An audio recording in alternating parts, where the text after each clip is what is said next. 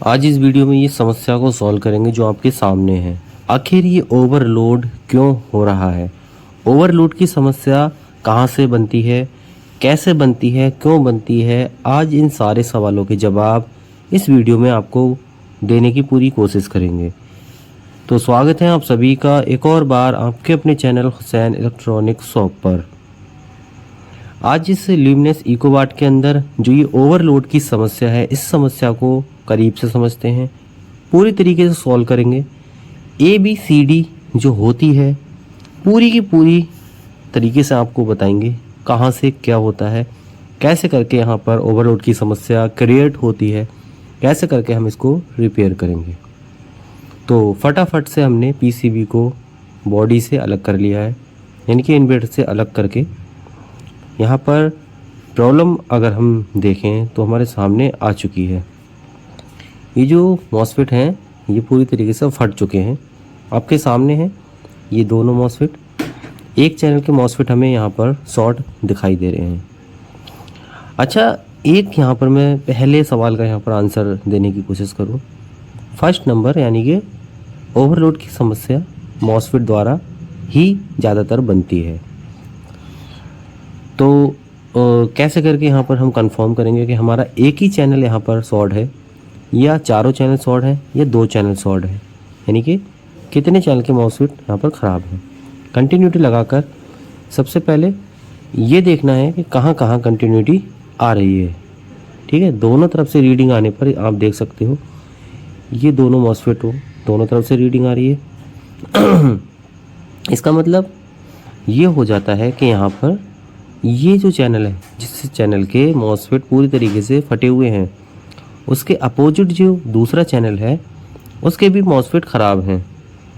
हमने क्या करा, जो चैनल के मॉसफेट फटे हुए हैं उसको नहीं चेक कराया, हमने उसके सामने वाले को चेक कराया।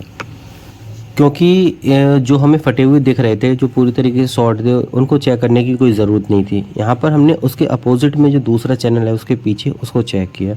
यहाँ पर जो है दोनों पर रीडिंग आने का रीज़न होता है, दोनों साइडों से बार बार रीडिंग आने का रीज़न होता है कि ये मॉसफेट शॉर्ट हैं।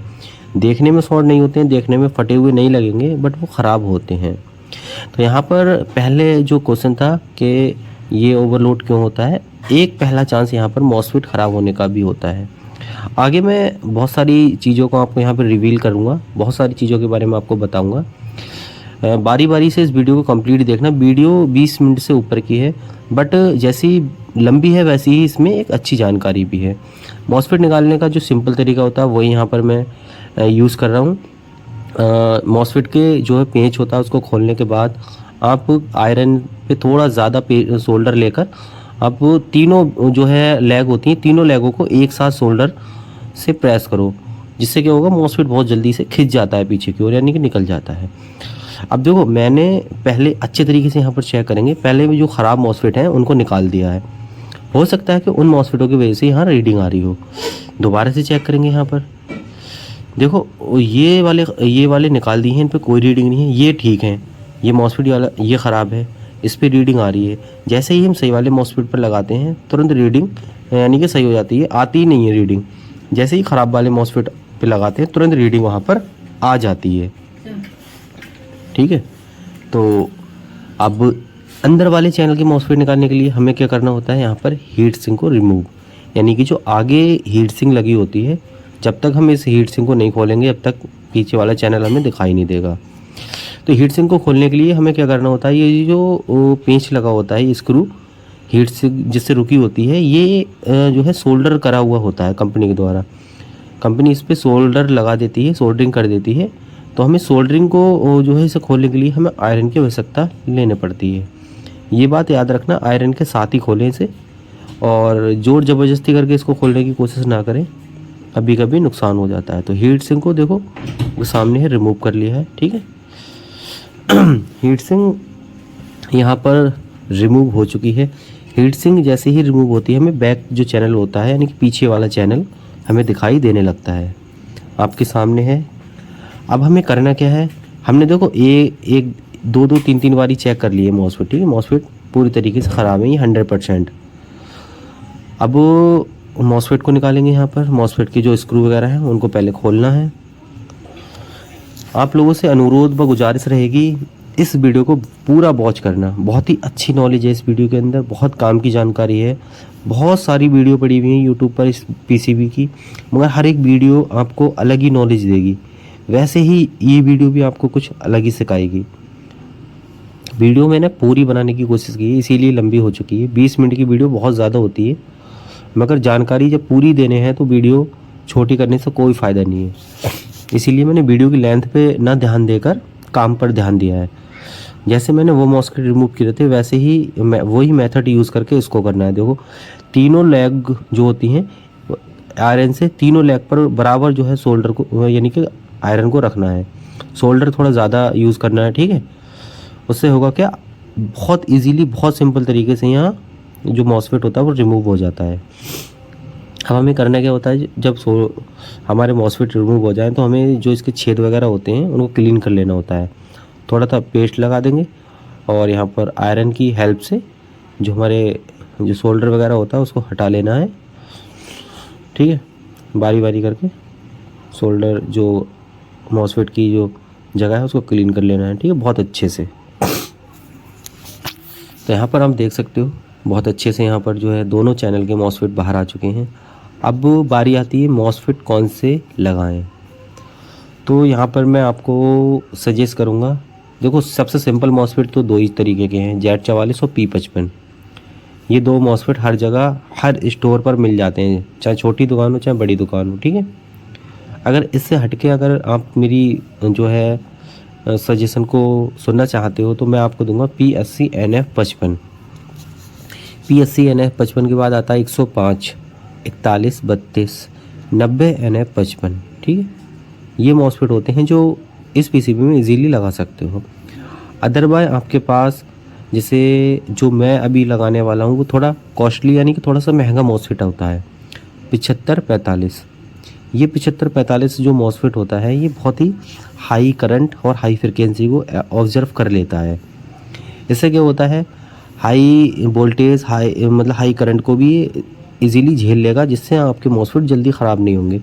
ये थोड़ा महंगा आता है और ये आधे किलो वाट से लेकर 1 किलो वाट के इन्वर्टर में आराम से इस्तेमाल किया जा सकता है।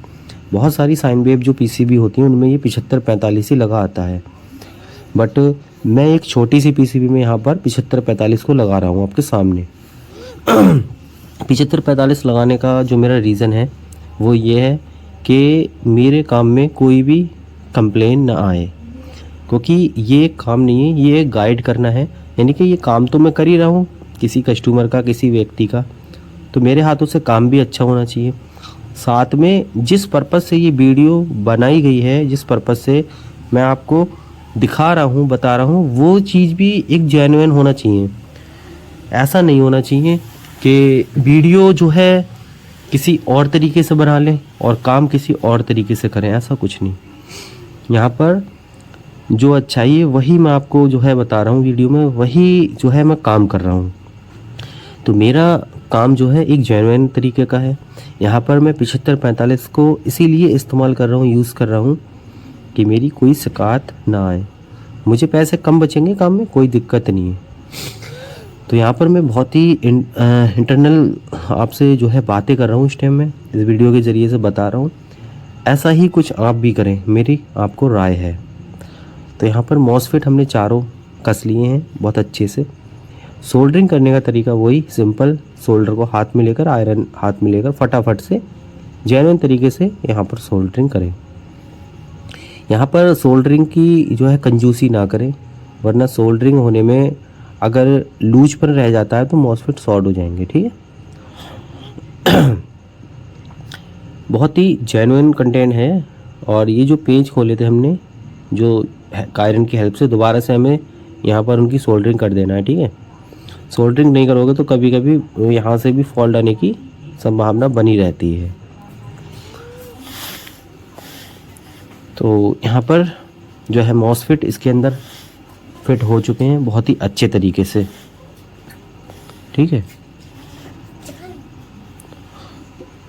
अब मॉस्फेट जब हमने लगा दिए हैं इसके अंदर, तो मॉस्फेट के बाद अगर अच्छा काम करते हो तो सबसे पहला काम होता है क्लीनिंग। यहाँ पर थिनर की हेल्प से क्लीनिंग स्टार्ट हो चुकी है। थिनर एक ऐसा जो है लिक्विड होता है, फट से एकदम फटाफट आपकी पीसीबी को बिल्कुल नए की तरह कर देता है। बहुत सारे भाई हमारे पेट्रोल का यूज़ करते हैं, यहाँ पर हम पेट्रोल भी यूज़ कर सकते हैं। अदरवाइज अगर आपके पास थिनर नहीं है तो पेट्रोल ही यूज़ किया जाएगा, बहुत सी जगहों पे थिनर नहीं मिलेगा, बट यहाँ मिलता है तो हम थिनर यूज़ करते हैं। ठीक है, तो अब 12 वोल्ट कनेक्ट कर लेते हैं। आपके सामने है माइनस प्लस को यहाँ हमने कनेक्ट कर लिया है। माइनस प्लस कनेक्ट करने के बाद पीसीबी को ऑन कर लेते हैं और डीसी मीटर को करते हैं चालू। यहाँ डीसी मीटर हमने जो है ऑन कर लिया है, डीसी पर सिलेक्ट कर लिया है। अब हम बारी बारी चारों चैनल की यहाँ पर ड्राइव चेक करेंगे। सबसे पहले हम वो चैनल चेक करेंगे जो हमने रिपेयर किए हैं। यहाँ पर 1.6 वोल्ट बन रहे हैं और यहाँ पर जो है कोई वोल्ट नहीं बन रहे हैं। ये वाले चैनल हमने संभाले हैं जिस पे अभी हम चेक कर रहे हैं। ये चैनल हमारे प्रॉपर वर्किंग कंडीशन में है क्योंकि ये हमने रिपेयर नहीं किए हैं। ये चैनल दोनों हमारे ठीक ठाक थे। इस पे अभी ये 5 वोल्ट दिख रहे हैं, आपको 5.2 वोल्ट दिख रहे हैं। ये दोनों चैनल प्रॉपर जो है देखो अच्छी कंडीशन में है 5.5। जिस पे हमने काम किया है वो चैनल अभी सक्सेस नहीं हुआ है। तो देख सकते हो यहाँ पर 1.6 यानी कि यहाँ 1.6 है और नीचे वाले चैनल पर मिली वोल्ट देख सकते हो। वोल्ट के बाद में एम और बी जो लिख कर आ रहा है वो मिली होता है। तो यहाँ पर अभी प्रॉब्लम जो है बनी पड़ी है, यानी कि हमने जिस चैनल पर काम किया है वहाँ पर अभी ड्राइव जो है पूरी तरीके से नहीं आई है। ड्राइव का आना बहुत ज़्यादा यहाँ ज़रूरी है। जब तक ड्राइव नहीं बनती है हमारी पीसीबी ओके नहीं मानी जाती है। तो अब हम क्या करेंगे, जो ये NPN और PNP टेनिस्टर लगे होते हैं यानी कि जिसको 1F और 2F बोला जाता है, सारे टेनिस्टरों को बारी बारी यहाँ पर चेक करेंगे। सारे टेनिस्टरों को चेक करेंगे क्योंकि जो इस पीसीबी का जो ड्राइव बनती है वो इन टेनिस्टरों के ज़रिए ही बनती है। अगर कोई भी टेनिस्टर, एक भी टेनिस्टर अगर शॉर्ट होगा तो यहाँ पर ड्राइव नहीं बनेगी। दोनों चैनलों पर जो है टेनिस्टर होते हैं, सारी चीज़ों को बारी बारी यानी कि एक एक टेनिस्टर को यहाँ बारी बारी चेक करेंगे। अगर आपको टेनिस्टर चेक करना नहीं आता है तो हो सकता है कि यहाँ पर थोड़ी दिक्कत आपको महसूस होने लगे। यहाँ पर अब मैं 12 वोल्ट चेक करूँगा, 12 वोल्ट हमारे मिल रहे हैं या नहीं, कहीं से 12 वोल्ट ड्रॉप तो नहीं। 12 वोल्ट यहाँ कंप्लीट पहुँच रहे हैं। यहाँ एक डाइगोड लगा है, उस डाइगोड पर चेक करेंगे। हाँ, ये 12 वोल्ट यहाँ पूरे तरीके से मिल रहे हैं।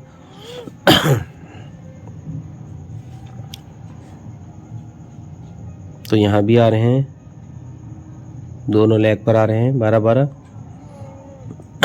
इस वाली लेग पर भी आ रहे हैं 12, यानी कि जो मॉसफेट लगे हैं चारों पर 12 वोल्ट की सप्लाई मिल रही है। अब कंटिन्यूटी पर लगाकर जो है टेनिस्टर एक बार चेक करेंगे, क्योंकि इस पीसीबी में इस टेनिस्टरों का जो रोल है बहुत ज़्यादा है, क्योंकि यहाँ पर ये टेनिस्टर ही जो है ड्राइव यहाँ पर क्रिएट कराते हैं।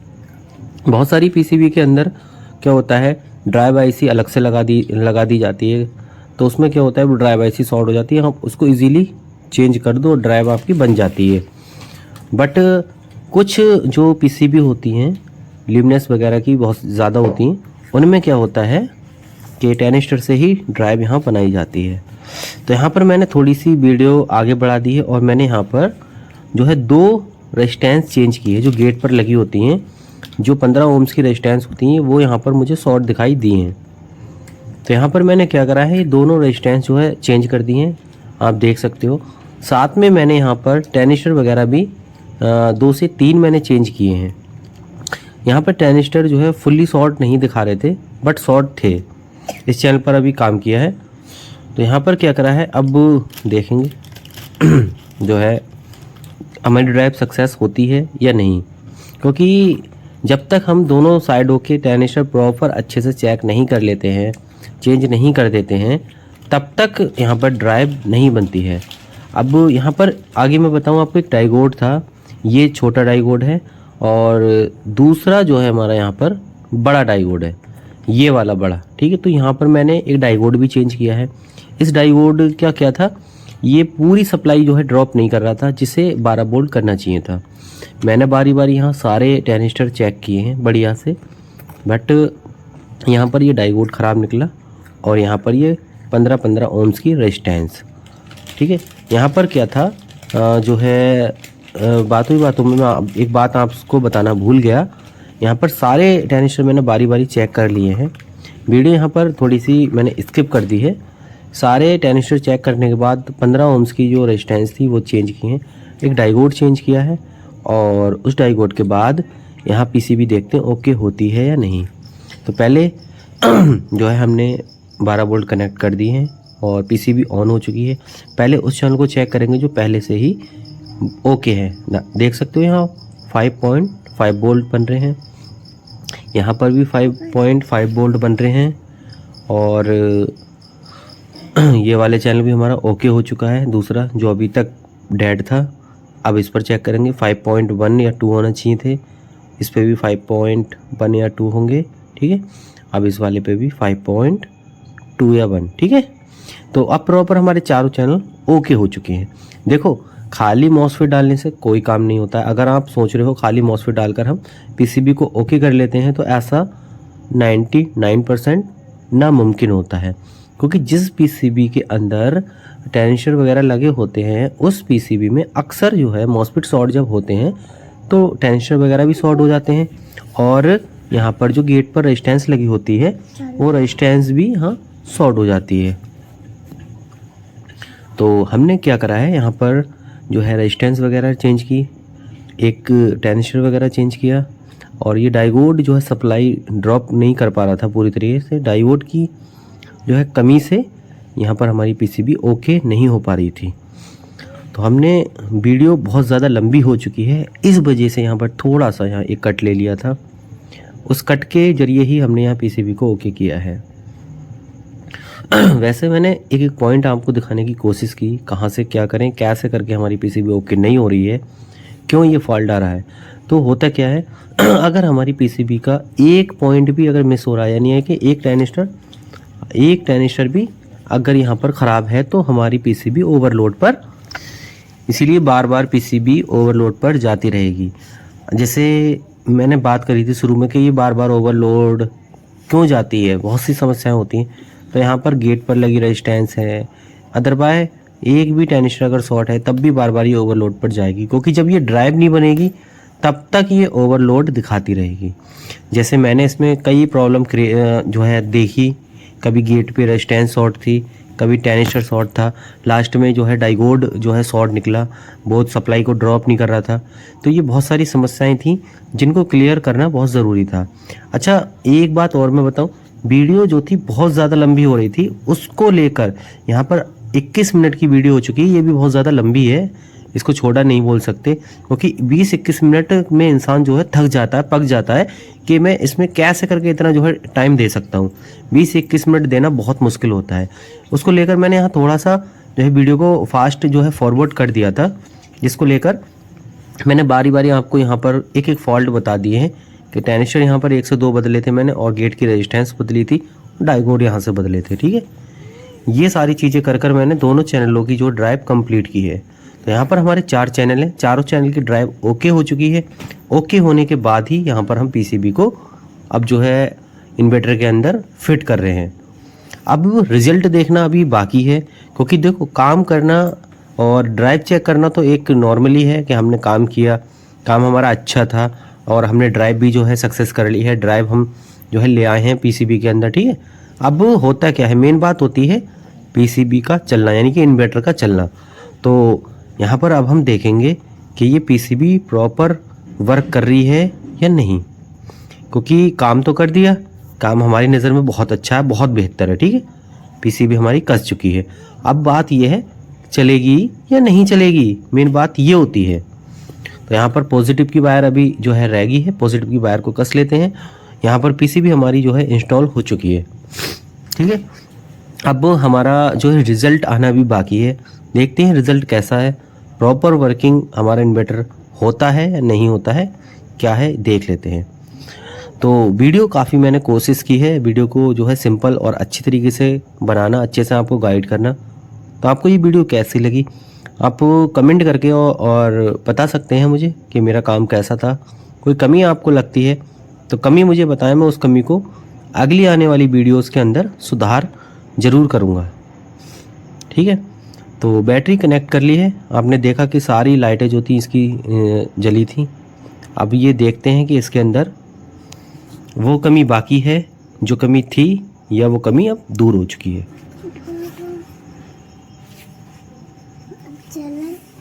अब यहाँ 100 वाट का बल्ब लगा लेते हैं। देखते हैं कि बल्ब हमारा जल चुका है, आपके सामने है। ये एकदम ओके कंडीशन में हमारा इन्वर्टर काम कर रहा है। ऑन ऑफ करके देख लेते हैं। हाँ, यहाँ हमारा जो इन्वर्टर सक्सेस हो चुका है, एकदम बढ़िया तरीके से काम कर रहा है। अब जो है इसके अंदर चार्जिंग वगैरह भी लगा कर देख लेते हैं कि चार्जिंग आ रही है या नहीं, क्योंकि इन्वर्टर तो हमारा बैकअप देने के लिए अब तैयार है। चार्जिंग देख लेते हैं। वीडियो हमारी जो है कंप्लीट हो चुकी है। वीडियो आपको कैसी लगी कमेंट करके बताना, और वीडियो अगर सही लगी हो तो लाइक भी कर देना, और वीडियो शेयर ज़रूर करना अपने मिलने वाले दोस्तों से, मैकेनिक भाइयों से, क्योंकि हमें भी जो है आपका साथ मिलेगा तो थोड़ा अच्छा लगेगा। ठीक है, तो देख लेते हैं। चार्जिंग हमारी मेंस आ चुकी है और यहाँ चार्जिंग भी ओके है। मिलते हैं नई वीडियो में।